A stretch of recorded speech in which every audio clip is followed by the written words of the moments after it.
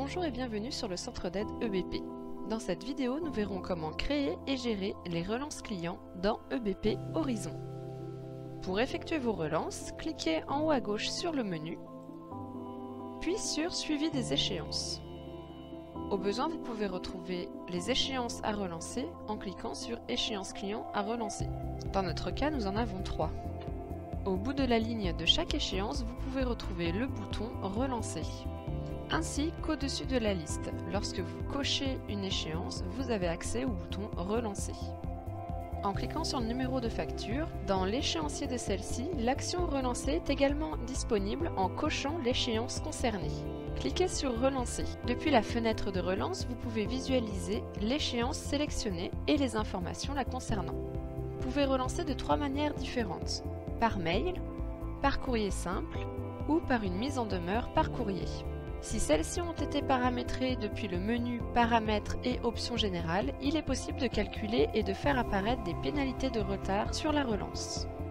Cliquez sur Envoyer par mail. En fonction des éléments paramétrés depuis le menu Paramètres, Email, Message type, il vous suffit d'ajouter l'adresse mail du destinataire si celle-ci n'existe pas dans la fiche du client. Il vous est toujours possible de modifier ponctuellement ici une adresse mail, l'objet ou le corps du texte. Cliquez sur Envoyer.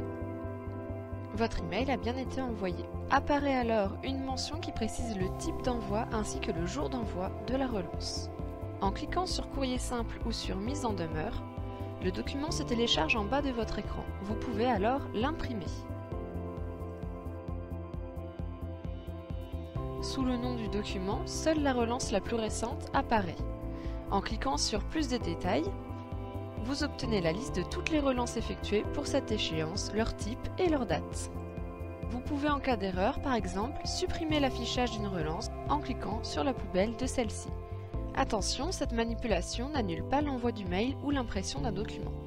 La marche à suivre est la même pour effectuer l'envoi d'une relance pour plusieurs échéances d'un même client depuis le suivi des échéances. Dans le cas d'un client bénéficiant d'un avoir, sélectionnez là où les factures et l'avoir pour ce client, puis cliquez sur Relancer, puis sur Courrier simple. En consultant le document, on remarque que la relance ne concerne que la différence entre là où les factures et l'avoir. Nous espérons que cette vidéo vous a été utile. N'hésitez pas à retrouver toutes nos autres vidéos depuis le bar à tuto sur le centre d'aide.